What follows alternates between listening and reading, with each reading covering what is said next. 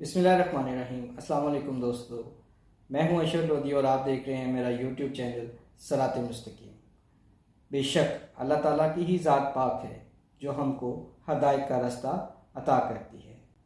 दोस्तों, आज हम बरे सगीर के दो नामवर इस्लामिक स्कॉलर डॉक्टर इसरार अहमद और डॉक्टर जाकिर नाइक के दरमियान होने वाली एक खूबसूरत गुफ्तगू की वीडियो पर रिएक्शन देंगे। ये उस दौर की बात है जब डॉक्टर जाकिर नाइक ने अपनी डॉक्टरी मुकम्मल की और दावत की तरफ मतवज्जा हुए। डॉक्टर जाकिर नाइक साहब ने डॉक्टर इसरार अहमद साहब से मिलने की ख्वाहिश जाहिर की, लिहाजा इस ख्वाहिश को पूरा करने के लिए 1991 में डॉक्टर जाकिर नाइक लाहौर यानी पाकिस्तान तशरीफ़ लाए। जब डॉक्टर जाकिर नाइक डॉक्टर इसरार अहमद साहब के घर पहुंचे तो देख के हैरान रह गए कि इतनी बड़ी इस्लामिक ऑर्गेनाइजेशन के फाउंडर और इतनी सादा ज़िंदगी गुजार रहे हैं। खैर, डॉक्टर साहब ने फरमाया, मैं पेशा में एक डॉक्टर हूँ और दावत का काम करना चाहता हूँ। तो डॉक्टर इसरार अहमद साहब ने उनको दो बहुत खूबसूरत नसीहतें की। वो नसीहतें क्या थीं, आइए हम सब मिलके इस वीडियो में देखते हैं। मेरे साथ जुड़े रहिएगा।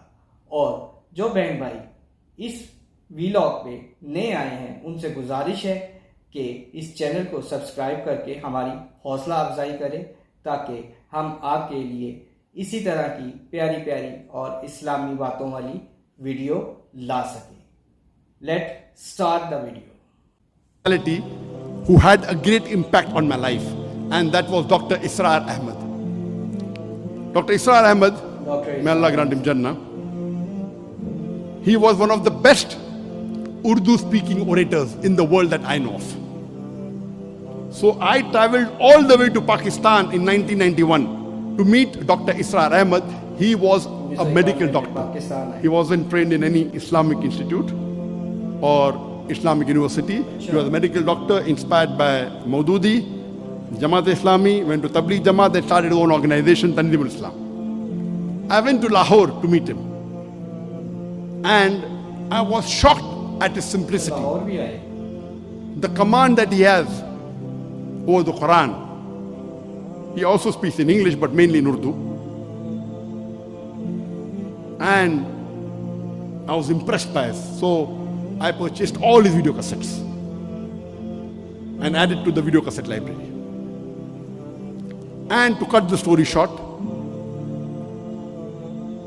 I learned many things from him. I'll just mention two important things I learned. Number one, he told me that I told about my background. I'm a medical doctor. I've just passed. And in 1991, I finished my medical studies and I was doing my internship when we started the organization. In 1991, in 1990, I finished my medical studies. For 1 year, there was internship. And during internship, I had more time, so we started the organization. So I told him, I've just finished my medical studies. I would like to become a surgeon, do my MS, and I'm interested in Dawah. So he told me, son, you have to choose between the two. Either you choose your medical practice or Dawah. I, being a medical doctor, I practiced for 7 years and tried to do both. I could not. If you want to specialize, choose between the two one thing. Then, after his guidance, I chose to become a Dai. The second thing I learned from him was, he told me that if you want to become a Dai, see to it that you make your personal needs the minimum. I said, why? He said, if you make your personal need the minimum, with the least amount of monthly requirement, you can speak the truth more easily. You won't have to depend on anyone. You won't have to depend on please someone who's paying your salary.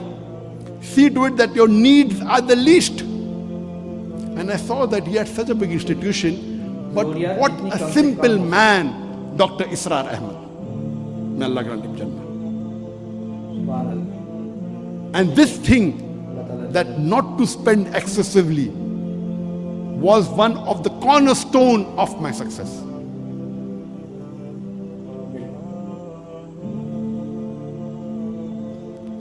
just in case I forget. Towards then I may tell you. But today, I require only 2,000 ringgit a month for me and my wife to survive. Only 2,000 ringgit. Very comfortably. जिंदगी गुजारने के लिए वो कह रहे हैं मेरे लिए बहुत है.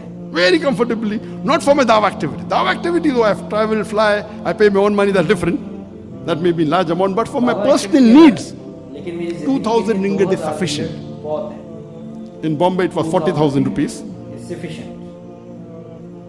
Here it is 2,000 ringgit, sufficient. Inshallah, time permits, I'll come to it later on. So these two things I learned from Sheikh Ahmed Deedat. And when I came back, I told my parents, initially when we started the organization, Islam Research Foundation, I told my parents I will only be giving 2 hours a week. Because once I finish my internship, when I join the MS surgery, I have to be there 24/6 or 6.5. Maybe I get half a day in a week free. So I spend some time with my family and 2 hours in this organization. But then I decided I will not do my post-graduation. I told my parents, I want to give 2 hours a day for dawah and the balance time for my medical practice. My father had a roaring practice. My elder brother, Dr. Ahmed Naik, also was a doctor. Father be doctor, and I be doctor. My brother, he was a very good orator. So when Sheikh Ahmed Deedat came, he was the MC. Because he was the Secretary General of his medical college. Very good orator. Not an Islamic speaker, but a general orator. So that's how Sheikh Deedat was impressed. So I told my parents, 2 hours dawah, remaining medical practice. After a couple of months, I said 50% dawah, 50% medical practice. They said no problem. Then I said 2 hours medical practice, remaining dawah. They said no problem. Then after maybe a year or so, I said full-time dawah. They said no problem.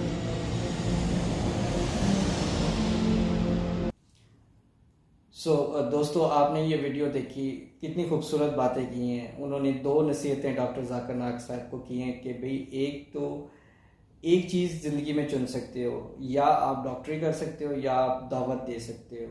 दूसरा ये कि जितनी अपनी ख्वाहिशात को कम से कम रखोगे उतना ही आपको सच बोलने में आसानी होगी. तो हम सब से यही तवक्को होनी चाहिए कि हम जितनी ज़िंदगी अपनी सिंप्लिसिटी में गुजारेंगे उतना ही हमारे लिए सच बोलना आसान होगा. अल्लाह ताला हमें हर मौका पर सच बोलने की तौफीक अता फरमाए. आमीन. तो दोस्तों मैं उम्मीद करता हूँ कि हम इस वीडियो से बहुत कुछ सीखेंगे, और जो कुछ भी सीखेंगे उसको हम अपनी रोज़मर्रा की ज़िंदगी पर इम्प्लीमेंट ज़रूर करेंगे. अब इस वीलॉग का इख्तिताम करते हैं. अल्लाह ताला हम सब का हामी और नासिर हो. अस्सलाम वालेकुम.